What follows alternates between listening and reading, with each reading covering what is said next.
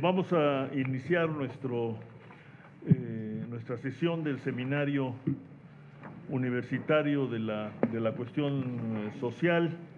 Me da mucho gusto que esta tarde contemos con la presencia pues, de dos destacados estudiosos del tema educativo y particularmente del tema pues, que ha recabado la mayor atención y interés y polémica en estos 2 años, que es la reforma educativa propuesta por el gobierno del presidente Peña Nieto. Van a hacer una presentación primero nuestro amigo Rodolfo Ramírez Raimundo, profesor graduado en la Escuela Nacional de Maestros, con una ya muy larga trayectoria en la investigación educativa y actualmente participa como investigador en el Instituto Belisario Domínguez del Senado de la República. Y también después de la presentación del profe Ramírez, pues tendremos la intervención de nuestro hijo pródigo, nuestro querido amigo Olac Fuentes Molinar, conocido por todos nosotros y todos ustedes, pues como una autoridad en el conocimiento y en la práctica del tema educativo. Olac fue subsecretario de Educación Básica en la SEP de 1992 a 2001.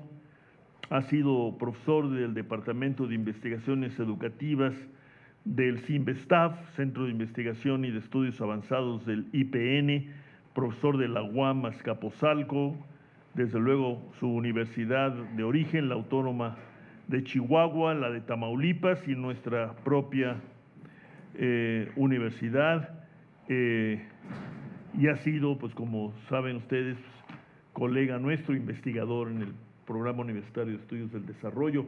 Bienvenido, profe. Cuéntese. Pues vamos a escuchar primero a Rodolfo y de inmediato le pasamos el micrófono a Olac. Pues muy bien, muy buenas tardes. Muchas gracias al seminario, a Rolando Cordera en particular por esta oportunidad de expresar mis reflexiones acerca del estado de la reforma educativa. Este tema, como muchos otros que se tratan aquí en el seminario, pues es muy amplio, merecería una buena revisión de antecedentes, porque por lo menos a partir de 1992, esta sería la tercera ocasión en la que se intenta una reforma de una gran profundidad y abarcando varios aspectos. Pero bueno, esos antecedentes no los vamos a tocar. Sí habrá oportunidad de mencionarlos en el momento en que pues dialoguemos. En segundo lugar, me gustaría señalar que vamos a concentrarnos en la cuestión de la marcha de la reforma. Sin embargo, para ello creo que es útil mencionar rápidamente el panorama de la situación actual. No me voy a detener en los datos más específicos, pero es muy importante, y en esta lámina primera la vemos, constatar que tenemos un avance muy importante en la cobertura donde paulatinamente se ha ido extendiendo la escolaridad obligatoria. Desde la secundaria en 1993 hasta la educación media en 2011, pasando por la educación preescolar en 2002. Esto ha hecho que tengamos una extensión muy importante de la cobertura total, bruta, y un avance muy importante en la cobertura neta. Tenemos, digamos, los déficits mayores en la educación media y en la educación preescolar, pero un avance en la extensión de la escuela, de la escolaridad. Desde luego que subsisten problemas importantes, los habíamos mencionado en el foro sobre la cuestión social también, que afecta especialmente a niños en situación de pobreza, como es el caso de los niños trabajadores o a los niños con discapacidad. En segundo lugar, estos son los datos que nos sirven de referencia, porque de lo que vamos a hablar es de la reforma de este sistema. Es un sistema de la educación preescolar a la educación media, que es actualmente la educación obligatoria, pues enorme. Tenemos 30 millones, un poquito más, de estudiantes, casi 31 millones de estudiantes en todo el sistema. Y mejorar la calidad de lo que aprenden estos 30 millones es el objetivo o la gran finalidad de la reforma. Y creo que ese dato es muy importante.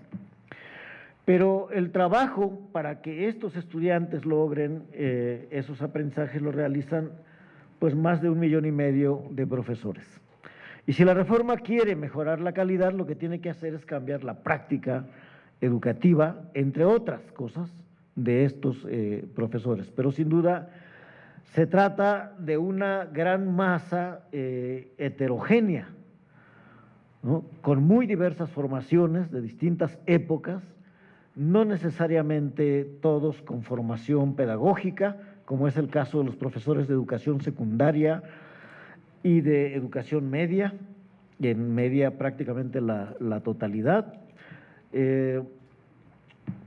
Una profesión que en básica es predominantemente femenina, esto también es muy importante, alrededor de 2/3 partes de maestros en preescolar, primaria y secundaria son mujeres,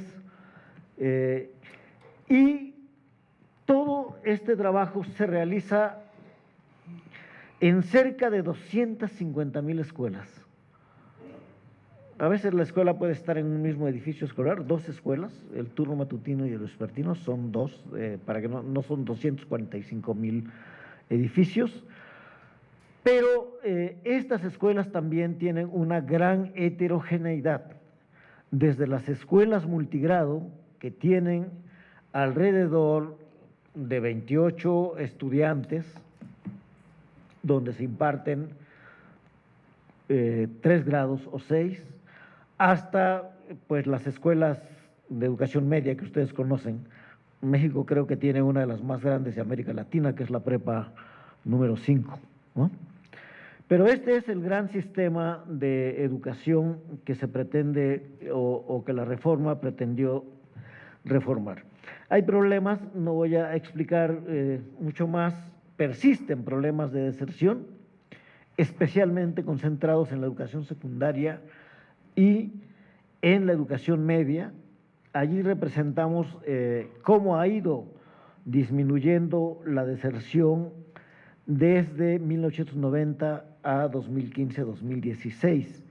Y se observará que, por ejemplo, tanto en educación secundaria como en educación media tenemos todavía una alta proporción de desertores. En media, una gran parte lo hace además en el primer año de escolaridad. Y esto es un problema bastante grave. Pero el problema central que todo mundo reconoce, y el maestro lo ha subrayado durante muchas intervenciones, este asunto es qué aprenden los estudiantes que logran entrar y permanecer en la escuela. ¿Qué aprenden después de 10, 11, 12 grados de escolaridad. Esto es lo que nos muestra la prueba PISA. Tampoco voy a dar muchos detalles porque vamos a volver a esa lámina en la intervención del profesor Olac, pero lo que nos muestra estos colores es que los verdes muestran el nivel más bajo del dominio en lengua, en matemáticas y en ciencias a partir del año 2000. Entonces lo que se observa es un práctico estancamiento en todos los dominios, en lengua, en matemáticas y en ciencias. Se observa también un alto porcentaje, en algunas ocasiones más del 50%, como en el caso de matemáticas, de estudiantes que están en el nivel más elemental, lo que significa que pueden dominar algunos algoritmos, pero no seleccionar la información para resolver un problema, por ejemplo. No ubicar el tipo de operaciones que se requieren para resolver problemas matemáticos. Es decir, información, procedimiento necesario, etcétera, operaciones que exigen un razonamiento importante, aunque no fuera del alcance de las personas. Y en el caso de ciencias, es el uso de conceptos científicos, incluso en la explicación de hechos y fenómenos de la vida cotidiana en el mundo. Otra cosa que muestra también, pues mucha estabilidad, incluso una cierta reducción, son los niveles de excelencia o los más altos en los tres dominios, en español, matemáticas. Y es que el color amarillo, que son nuestros buenos estudiantes. Y este es el problema a partir del cual ha girado buena parte de la discusión y que, sin embargo, nosotros pensamos que se ha abordado de manera superficial. Es decir, no se discute a fondo lo que significan estos resultados y tampoco se discute a fondo sus consecuencias, sus causas. ¿Por qué se producen este tipo de resultados? Y uno de estos problemas se observa cuando, por ejemplo, una de las medidas que se toman tiene que ver con otra lógica, cierto reordenamiento del sistema, un espíritu de introducción de competencia, cuando se abre al ejercicio docente el ingreso de profesionistas sin formación pedagógica. Entonces dice que ingresen todos los que tengan vocación, lo dice Nuño, tengan vocación por la enseñanza, aunque no tengan formación. Eso se logrará en el curso del ejercicio mismo. Ese tipo de acciones lo que están haciendo es no interpretar cuál es el tipo de trabajo docente que se requiere para lograr el tipo de aprendizajes que exige una prueba como PISA, que si bien puede tener limitaciones, muestra, sin embargo, o se refiere a aprendizajes fundamentales. En este panorama fue que el pacto, incluso lo hizo explícito, el Pacto por México señaló la necesidad de una reforma. Aunque después se armó mucho la discusión en torno al carácter de la reforma, el pacto decía claramente que se trataba de una reforma legal y administrativa. Sus objetivos eran aumentar la calidad y allí hay una definición que parecía que se tomaban en serio, después se verá ahorita la revisión, no se tomó muy en serio, pero dice aumentar la calidad de la educación básica, lo que significaría mejores resultados en puntajes de pruebas como PISA. Es una definición operativa que evita otro tipo de problemas, muy reducida también, para hacer una definición de política fundamental, pero apuntaba a una cosa importante. Segundo, aumentar matrícula y mejorar calidad de educación media superior y superior. Y tercero, recuperar la rectoría del Estado. Como se sabe, la gran novedad era en realidad el objetivo número 3, recuperar la rectoría del Estado. Pero en el discurso se manejó siempre como gran finalidad pues así tenía que ser el mejoramiento de la calidad del aprendizaje. En este esquema hemos pretendido, está aquí también Concepción Torres, integrante del equipo, representar los supuestos de la reforma o la teoría de la reforma. No es una teoría muy compleja, lo que dice es que el factor clave para mejorar la calidad es el profesor. En segundo lugar, parte de una narrativa que se convirtió en dominante y sobre el cual se trabajó mucho a partir de 2006, especialmente grupos privados. Ustedes recordarán la película de Panzazo, producida por Mexicanos Primero, que generó una narrativa o construyó un relato socialmente compartido que estableció como 3 problemas grandes del magisterio, de la profesión docente. Uno, la ausencia de mecanismos transparentes, etcétera, de ingreso, la incompetencia por la falta de evaluación y la displicencia en el trabajo, por decirlo con términos correctos, ¿no? Pero se construyó una narrativa que generalizó la idea de que todos los profesores eran displicentes, habían entrado por mecanismos corruptos y eran incompetentes. Por lo tanto, la solución residía en crear un nuevo mecanismo de selección de personal. En realidad, el eje de la reforma es crear un mecanismo de selección masiva de personal a través del ingreso, el examen para el ingreso, la evaluación para la promoción a puestos directivos y la evaluación para el desempeño docente. Hemos sostenido, el maestro Lac también comparte esta idea, de que en la cuestión del ingreso, sin duda, se requería mecanismos de selección, en virtud de que tenemos una diferencia importante entre el número de estudiantes que egresan de las escuelas formadoras de profesores y el número de plazas disponibles en virtud de la estabilización de la dinámica demográfica, el crecimiento. No hay otra manera de seleccionar, digamos, con justicia quienes entran al mercado de trabajo, quienes obtienen un lugar y quienes no. El problema ha sido, y eso lo veremos enseguida, la calidad de la evaluación que se aplica. Podemos, por eso, sostener que incluso hasta la fecha el ingreso sigue siendo azaroso. Sí. Por el tipo de evaluación que se aplica y que comentaré enseguida. Pero el eje entonces de la reforma es mejorar mecanismos de selección y de permanencia, y de criterios de permanencia, y que eso nos daría como resultado un profesor idóneo, y eso llevaría automáticamente a mejorar la calidad. Inclusive se apuntó como complementarias otras acciones. Ustedes recordarán, los que han seguido más o menos esta reforma, que aparte de la medida central que mereció la modificación del artículo 3º para darle base constitucional a una nueva legislación laboral, se apuntó también, es importante, mejorar infraestructura de las escuelas.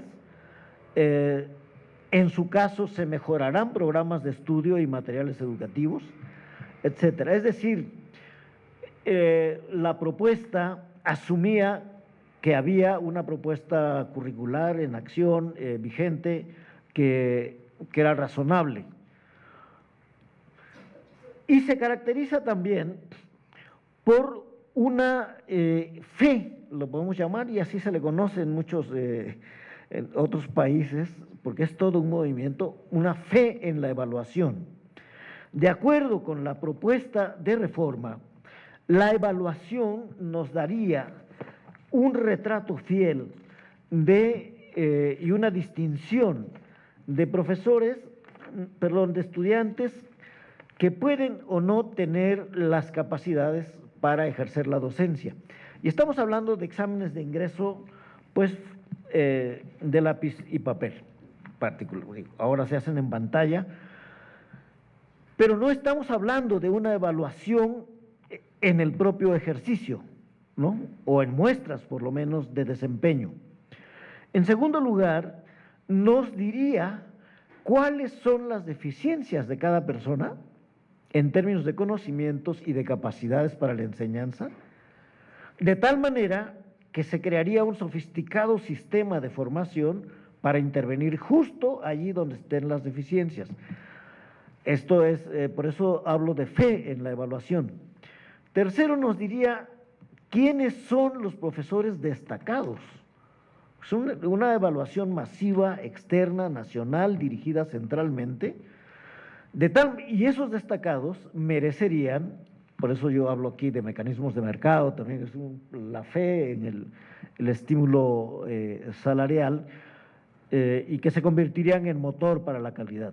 La evaluación diría, estos son los destacados, merecen un 30% de aumento salarial, que es el aumento que se ofreció a los que obtuvieran el nivel más alto en la evaluación del desempeño, y generaría un círculo virtuoso complementado por el papel del Instituto Nacional de Evaluación de la Educación, para la evaluación de la educación, que evaluaría otros componentes del sistema, la política educativa, las condiciones escolares, el aprendizaje, y diría qué cosas de la política educativa hay que modificar.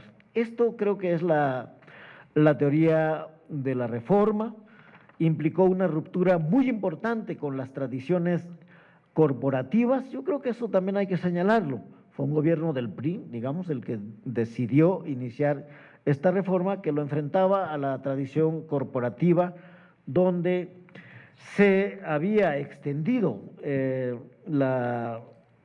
el uso político de las relaciones, y el mercado laboral se convertía más bien en un mercado político.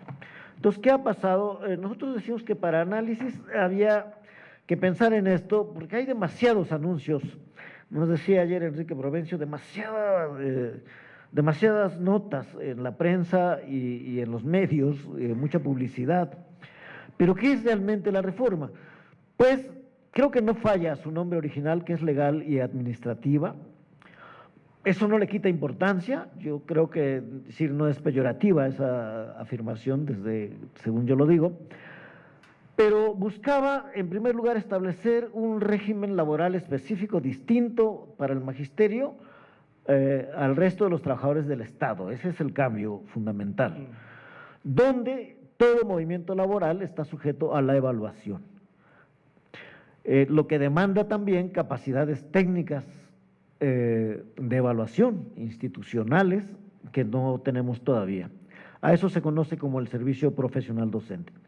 La segunda línea, mencionada muy seguido pero nunca reconocida como tal, es el reordenamiento administrativo del sistema, y que correspondía tanto a la primera como a la segunda propiamente a la idea de recuperar rectoría del Estado, principalmente en la administración de plazas laborales. ¿Y qué es lo que sucedía aquí? Bueno, pues en 1998 se creó el Fondo de Apoyo a la Educación Básica, digamos de carácter federalista.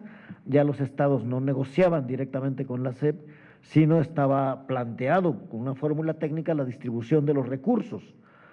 Luego hubo una modificación que hizo regresivo ese fondo, pero el asunto es el diagnóstico, creo que incompleto, fue que en los estados se comenzó a presentar un alto desvío de recursos, la Auditoría Superior de la Federación lo señalaba, y una manipulación y extracción de las plazas laborales.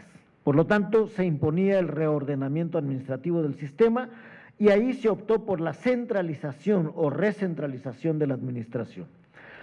En tercer lugar, una línea prometida y no realizada fue la formación continua, un nuevo tipo de formación que, de acuerdo con esta teoría de la fe en la evaluación, se desprendería directamente de los resultados de evaluación.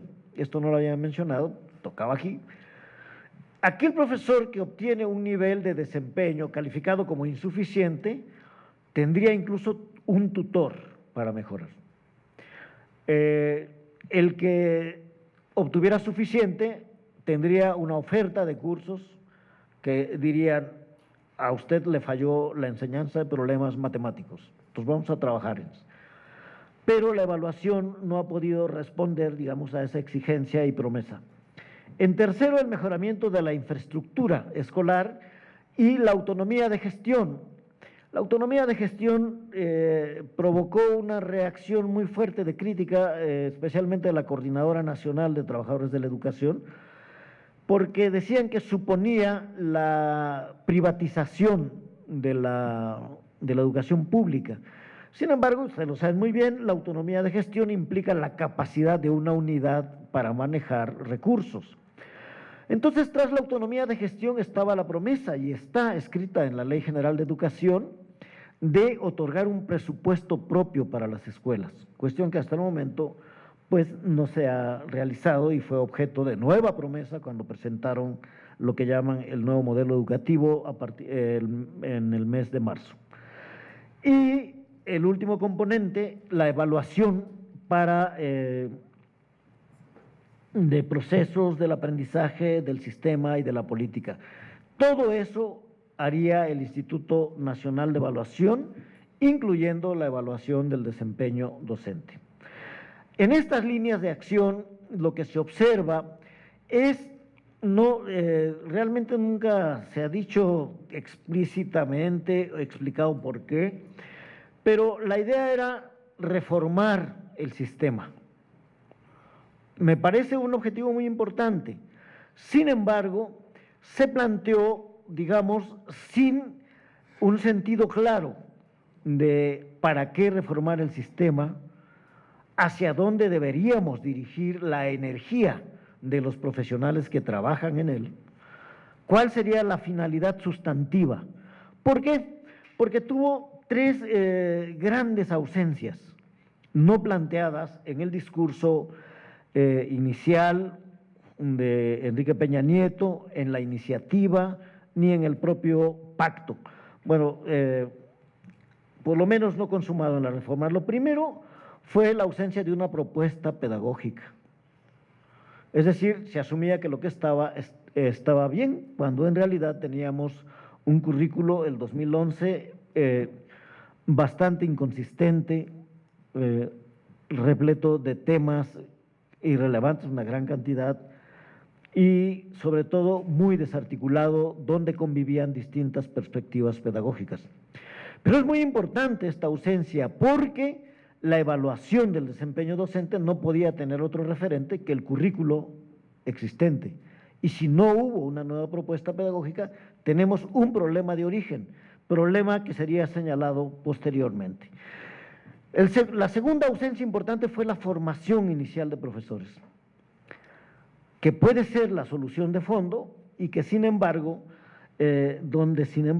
más bien se prefirió por abrir el mercado, digamos, ¿no? Es decir, que concursen todos los que deseen ser profesores, en vez de concentrar los esfuerzos en el mejoramiento de esa formación inicial, que se puede, ha habido avances en épocas, etcétera. Y otra gran ausencia fue la ausencia de políticas para la equidad. De tal manera que modalidades que funcionan con una pobreza de recursos humanos, de organización institucional, como la telesecundaria, las escuelas multigrado o los cursos comunitarios del CONAFE en pequeñas localidades rurales, no han tenido atención prácticamente durante esta administración. La carrera laboral, que es el eje de esta reforma, quedó, como dice el esquema, la carrera laboral de un profesor está sujeta a ratificación cada 4 años, son las rayitas rojas, en función de los resultados de evaluación.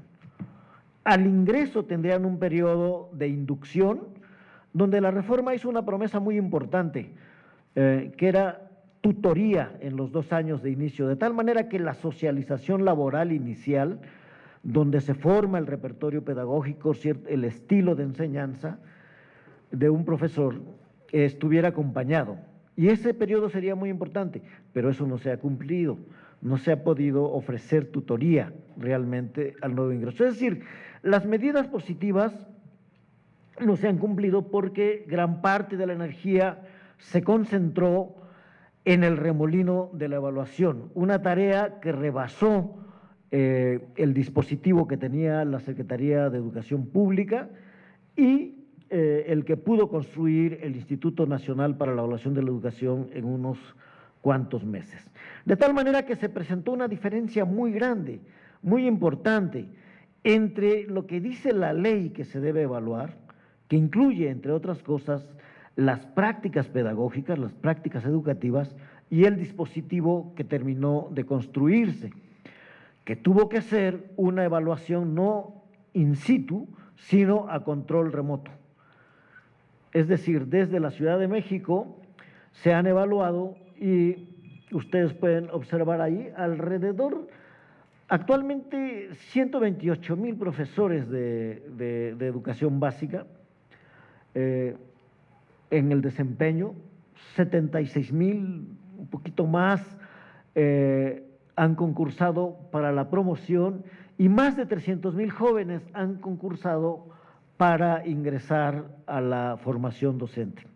El asunto es la calidad de la evaluación. No podría tratar cada punto, pero sí el de la evaluación del desempeño, porque aquí, tras un análisis que publicamos, por cierto, en un reporte que le llamamos temas estratégicos, que está disponible en línea, y se llama la evaluación del desempeño docente, de lo comprometido a lo realizado, lo que hallamos es que por los instrumentos, esta evaluación, por los perfiles y los parámetros, no pudo captar realmente las diferencias de la calidad del trabajo. Sí tenemos esta clasificación de directores en nivel insuficiente, suficiente, bueno y destacado, lo pueden ver en la gráfica, ¿no? Pero, ¿qué significa cada nivel? Los instrumentos no lo permiten. Voy a leerles dos ejemplos que están aquí, pero ustedes no alcanzan a ver. Miren, porque es una tabla, es la tabla completa, la quise poner ahí completa, porque con esa tabla se decide en qué nivel queda un profesor y se califica el examen, que es en máquina, las muestras de trabajo de los alumnos que fueron escaneadas y enviadas a un centro, un ejercicio de planeación didáctica, de planificación, y vean ustedes, voy a leer, y estoy próximo a terminar, maestro Lang, no se desespere, por favor. Miren, un profesor en el nivel 2, es decir, el nivel suficiente, en el examen habría demostrado que tiene conocimientos y habilidades elementales para atender situaciones de la práctica docente y para establecer vínculos con la comunidad. Habilidades elementales. En el nivel 3, o sea, un profesor bueno, ya no solo suficiente, habría demostrado que tiene conocimientos y habilidades esenciales, ya no elementales. Pero uno se preguntaría, ¿cuál es la diferencia entre elementales y esenciales? Para resolver situaciones de la práctica docente y para establecer vínculos con la comunidad. Y un profesor en el nivel destacado es aquel, dice, allí se aplican conocimientos y habilidades para resolver situaciones de la práctica educativa que demandan creatividad y originalidad. Es decir, los propios perfiles y parámetros no pudieron determinar ciertos rasgos precisos del trabajo. Pero no solo eso, el problema fundamental es que el trabajo docente, el trabajo con niños en particular, es una tarea sumamente rica, extraordinariamente compleja, con microacciones que suceden a cada minuto y que refieren no solo a la exposición de un tema, sino a varias tareas simultáneas, como mantener el orden, el interés, seguir razonamiento de los chicos, derivar preguntas del propio tema, etcétera, etcétera. Y eso es muy difícil medir a control remoto. Por eso, participantes, colaboradores en la reforma, como Carlos Mancera y Silvia Schmelkes, habían señalado que sin observación la evaluación no tendría sentido. Pero además que esta observación tendría que ser realizada por evaluadores experimentados y competentes para que pudiera tener legitimidad. Allí radica, decían, el quid de la cuestión. Sin embargo, después el INEE resolvió que eso no era factible, y en efecto, no era factible plantear la evaluación del desempeño, no de los conocimientos, no de aplicación de pruebas, que eso se había realizado en México desde 1994 para los profesores. En ese sentido no sería una novedad. La gran promesa de la reforma era evaluar el desempeño, dar un paso muy importante, ver cómo se realiza el trabajo en el aula, y ahí tenemos un problema. Miren, el distinguido Gilberto Guevara Niebla, consejero del Instituto Nacional para la Evaluación de la Educación, señaló en algún momento, en alguna conferencia en el Instituto de Estudios de la Transición Democrática, que existía un grave problema en la evaluación, y dijo: el embrollo en que está la reforma educativa se debe a que desde el principio se hicieron mal las cosas. Definimos a la carrera perfiles, parámetros, indicadores de medición, y eso también se hizo mal. Cuando fue creado este INE, o sea, el INE autónomo, hubo mucha presión política para echar a andar las cosas rápido. Se obligó a salir muy rápido, no se informó apropiadamente, se creó una estructura sobre la marcha y muy absurda para evaluar.